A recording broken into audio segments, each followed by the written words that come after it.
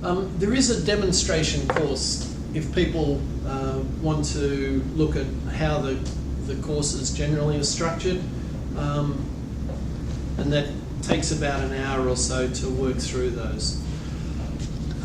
So once we log in, you'll see that there are a couple of introductory videos and they use YouTube as the vehicle. So there's one there from Katie Heikkinen, and then there's also another one a little further down with Bob Keegan and Lisa Lahi. So you can go in and have a look at the courseware, which gives you the structure of the program. So across the top bar here, you've got information about the course. You've got discussion forums, a wiki that no one has actually started discussing yet, your personal diary, and the weekly topics. So if we just have a quick look at the weekly topics, you can see the sort of focus for each of those 15 weeks.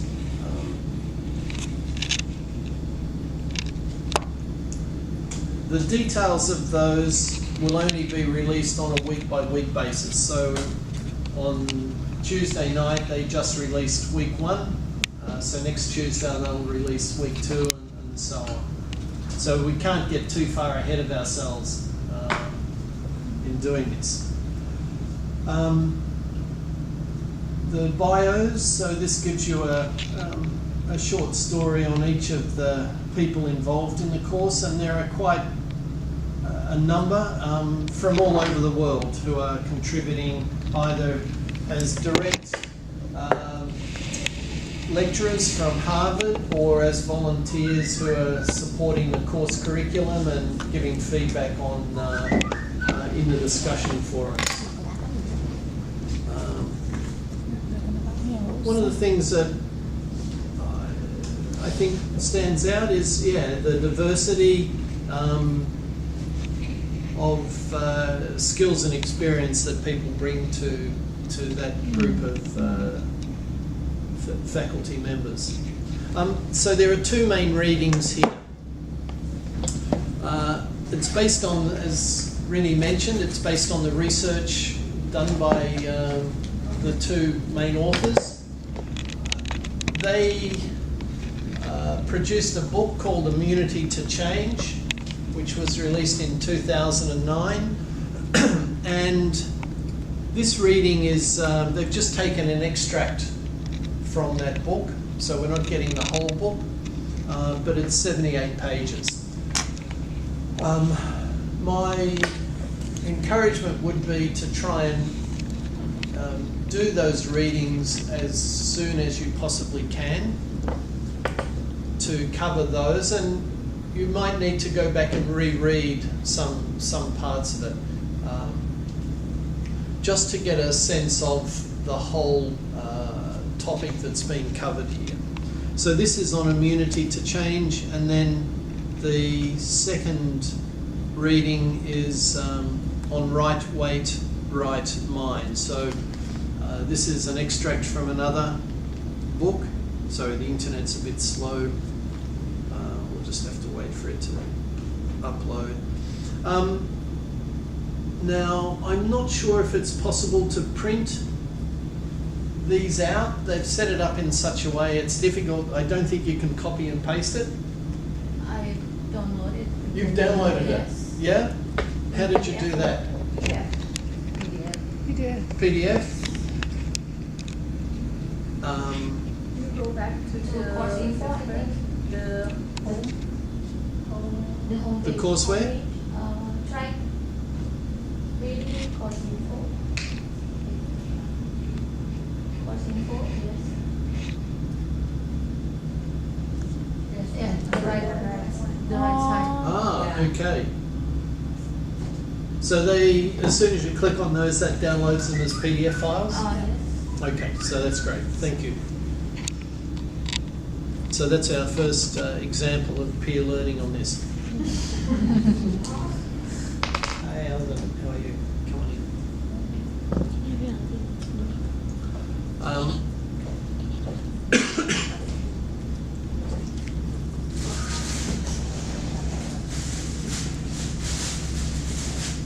So if we look at week 1, there's a number of components to that. As an introductory comment by Katie. And basically what she's describing there is that each week there's going to be a series of different learning techniques. So there'll be some videos, there'll be some readings, quizzes, polls or surveys. There's a change diary that will need to be updated each week. And there's also a discussion forum. And we can have a look at each of these. So the video on the 2 lecturers, it's about 12 minutes. Yeah. And it's also got the written text. The script is on the right-hand side. So If you cannot download if it, the accents are difficult, you can just follow the written text. Yeah. Yeah, okay. So a tour of the, again, this is I think just a series of videos to take you through the different parts of the course and how the discussion forums work. It takes you into your change diary, so this is something that will update, so they'll pose some more questions each week. I've printed out the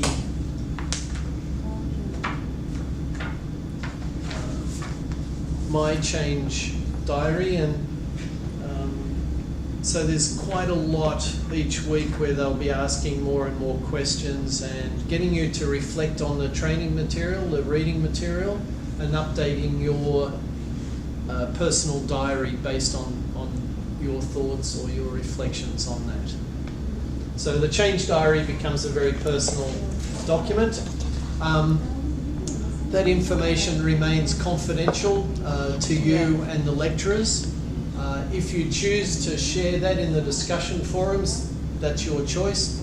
I suppose the question that I'd like to discuss with you today, and the others who aren't here, is how do we set ourselves up in our group sessions? So do we want to create smaller groups, in which case we may want to share then what our change goals, change ambitions are, or do we just want to keep it as a large group and maybe it becomes less vulnerable, where we maybe not share that information within that larger group.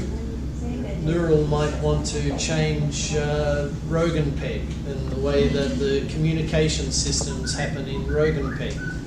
But she may want to keep that very privately to herself as a personal ambition, but you may want to discuss it broadly. For me, I haven't yet decided what my goal will be, so I've got some thinking to do during the next week. Well, for me personally, I would like to take this opportunity to focus on just some simple and specific, a very specific personal goals that is not related to work. Yeah, yeah. So that we're really free to choose. yes. Yes. So I just want to grab all the tools, the like tips and new knowledge from this course that I will apply to my more personal goals. Yep, yep. And I would like to make my goals for this course not related to work. Yeah. So I will be comfortable to share it with my group members if it's going to be a group Yeah, yeah. working together. So I don't know what the others. Yeah. You did it? Yeah. Not related to work. Yeah. Not related to work. Not But I think even though it may not have a direct relationship with work, it would probably have some indirect Yeah. benefits Yeah. in relationship to the work situation Yes. and your relationship with your colleagues. Yes. Yeah. and others that you're working with. So, Surely. Yeah, because I expect that this course will change our mindset, right? yeah, yeah, How to build the relationship with others, as you mentioned. yeah. And then of course it's related to our work environment as well. Yeah, and in my opinion, Brian, I don't want to mix it up, but I think sometimes when our personnel has some kind of problems, I think it will affect other Yeah. factors, and I think it's better to improve one factors than we can directly increase the other factors of our life. Yeah, it's up to the person actually. Yeah, it's related. But I think this is the unlocking the ability to change. It means to the meaning positive change, right? Yeah. Whatever it is. We adapt to Yeah. dynamic situation, I guess.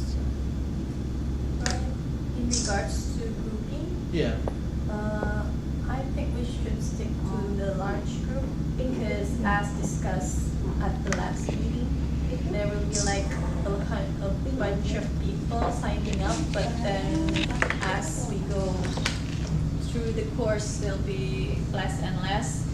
And as for myself, I thought that I'll have a group at least in one directorate. So I mean, just to make easier to yeah. communicate. But as I observe now, I'm the only one here. Yeah. So I think we should just stick to the large group, and we'll see who really wants to continue until the end. So that's Yeah. what I think. Look, that's a very good point, and just as a sobering reminder, I downloaded, I looked at the evaluation that was conducted for the very first MOOC. This was in June 2012. The course went for 14 weeks. It was a highly technical course. I forget what it was, but it was electronics or something. There were 153,000 people signed up to the course. By the end of week one, 50% had already dropped out. And maybe there was a little bit of intrigue, curiosity, value, why people signed on to the course. By the end of the 14 weeks, approximately 5% of those who had started were still there, struggling away at the end to successfully complete the course. Typically for online courses, the attrition rate is quite high. It can be as high as 90%, so only 10% completion. I think Pak Luhut he's set the challenge that we want a minimum of 20% in the Ministry of Trade. We want to be above the global average at least. And that's why we're trying to look at what sort of support mechanisms do we try to set up to help people not only start the course but get to the finish line as well. So we're quite flexible in whether we do this as a whole group, or I'm also happy to do a combination of large group and have a large group learning session each week, but also depending on availability, but also happy to, we've got 8 people in Roganpeg, for example. I think in the ASEAN directorate there are 5 or 6. No, Catherine? Actually, it's more because 8. a friend of mine was complaining why I didn't put her name in the Right, and okay. But she's not here now. That's so. Diane, is it? Yeah, so, and look, there'll be a whole raft of reasons why people can't make it to the group learning sessions. So we want to set this up so that people don't have to come to any of these group sessions. They can just do this as an individual in their own time, and they might be quite happy studying and learning that way. But I'll just show you another extract from that evaluation report. So let me just read this out. On average, a student who worked offline with someone else in the class or someone else who had expertise in the subject would have a predicted score almost 3 points higher than someone just working by him or herself. And they go on to say that this is a noteworthy finding as it reflects what we know about on-campus instruction, that collaborating with another person, whether novice or expert, strengthens learning. So we'll respect that some people may want to just learn by themselves, but also give the opportunity for a group, whether it be large or small, group learning sessions to take place. So if we can just continue that discussion, I know we've only got a small sample here from the group of 50, but would you be interested to keep a group learning session going each week and invite everybody, and if people can turn up, they turn up, but if they can't, then that's okay. But separately, you may want to have some sub-learning groups that meet outside of that time as well. And I think it should be like a self-managed group. Yeah. Like leave it to them. To organise. Yeah. So, from our perspective, would you be happy if we just continued to organise a weekly session? We haven't got a lot to talk about in terms of substance today, but I'm also thinking of the timing of that, because the material only gets released lunchtime, Boston time on Tuesday, which is 11 o'clock at night on Tuesday in Jakarta. Having it on the Wednesday only gives us a limited amount of time to really get our heads around maybe the reading material or the assignment or the questions that might be set for that week. So would Thursday or Friday be a bit more convenient for people to give them some time to really read the material and have some more active discussion? Friday might be a difficult time. Yeah, Thursday? Yeah. So let's we'll go with Thursday on that. For the others who can't make it, we'll try and do maybe a Skype session for the other groups, and I will When we mention- have, you mean when we have a peer learning, you will have it on Skype as well? Yeah, I'll do a separate session, and it'll probably just be an hour. We've probably got 3 other groups, so one from Bundle, one from Grogol, maybe one from Pustiklat. And if there's an interest, then we'll just, it's 3 hours in a week is not too much extra to do. But also happy to participate. So if there are some sub-learning groups, like Rogan Peak has a session and they want to invite us to join in, then happy to do that as well. Okay. Yeah. What time on Thursday? Sorry, yeah. So interesting to look at, say, the age profile, and we haven't tried to evaluate that in this particular course, but just to let you know that at the end of the course we will do an evaluation of the 50 participants from the Ministry of Trade. And I think it will be important that we do an evaluation and we prepare a report and submit this to the Ministry, not so much on the results, but I think as a potential learning strategy, this is something that I think the Ministry could be thinking about in the future, not as a replacement for existing, but as a supplement to existing. And I forget who it was yesterday, but he went and had a look at the courses on EDX and then found something that he was really quite passionate about. He works in IT, that was his background, and he really wanted to do these other courses, and was asking if it was okay if he could apply for these. And so I think part of the direction that professional development is going is that people need to take responsibility for their own learning. The organisation has a part role in that, but I think individuals also have a responsibility to develop themselves. Dodi. And so Dottie was signing up to do this additional course. So, and there are many other different types of courses that are available, not just through EDX, but also Coursera, that might be of interest to people. So I think expanding people's access to courses shouldn't be seen as just limited to courses offered by either Pustiklat or courses that are formal offered by the ministry. So we'll do an evaluation at the end and do a report for the ministry.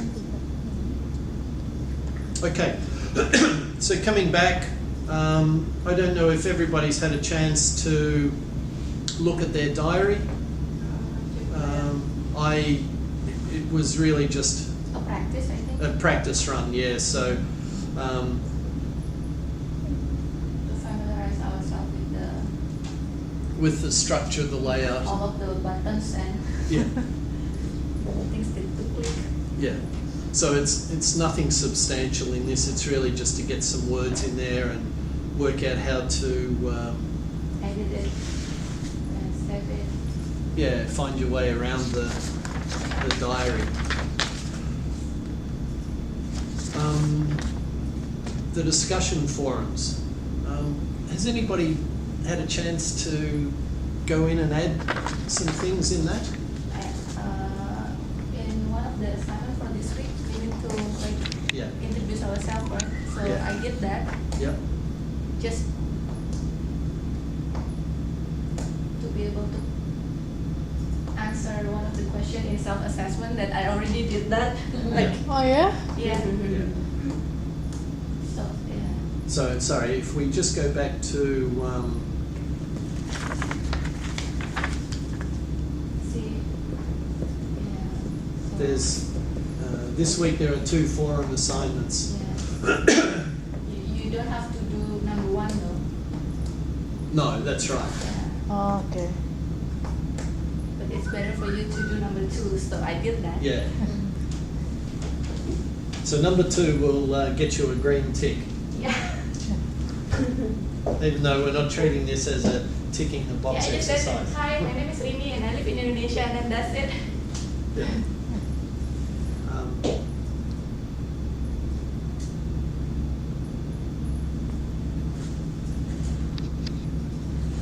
And then the self-assessment, which is basically takes you through, so it asks you, did you watch all the videos? Did you do the quizzes?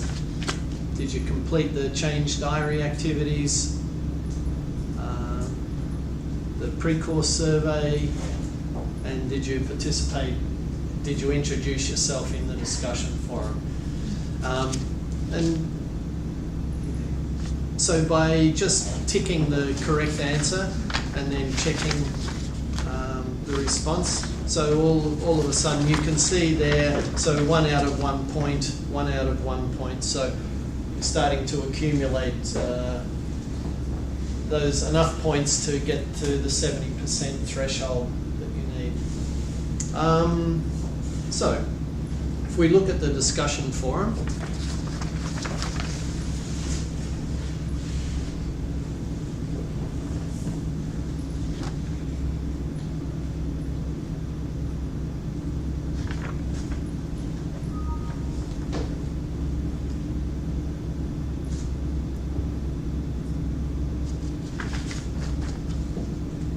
so they're very sort of social in terms of the discussion forums.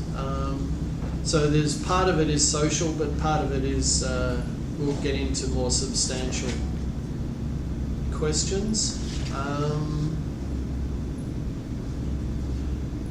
I think we've already, so one of the options we have available to us is working in small groups, so we can set up our own thread for Ministry of Trade Indonesia or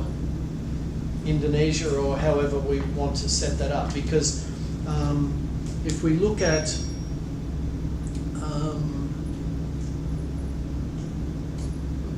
the discussions.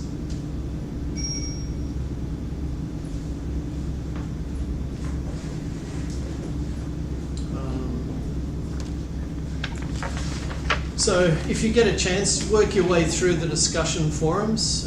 You can post your location on the map. So I think I was the first one to put Jakarta, but it would be good if everyone else could do that.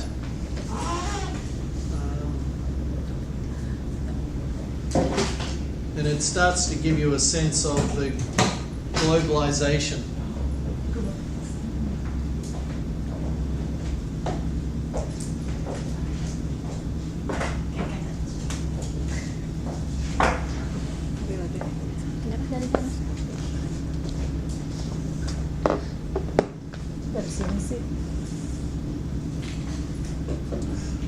So what do people think about the discussion forum? Do we want to create one for Ministry of Trade Indonesia? That's okay. Or are you happy just to participate in the global discussions? I think it's better to join the global forum, yes, so it can enrich our perspective and our global view. Yep.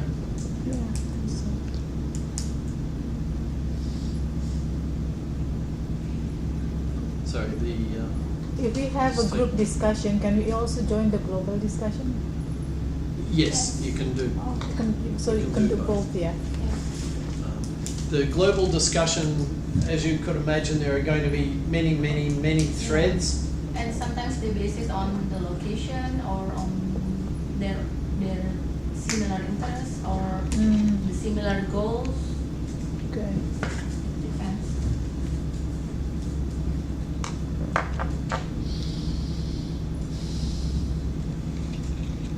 So you would imagine that the numbers in these will end up in the thousands, maybe tens of thousands. What is important is that people do make regular contributions to the discussion forum. Not necessarily to start a new thread, a new discussion, but to at least comment on an existing discussion. I think in the video it was mentioned that it's best to try and keep the number of discussion topics narrower rather than everybody creating their own. It's better to have a smaller number of discussion threads but a lot of discussion on that topic, as long as it's relevant to the point that you're trying to make.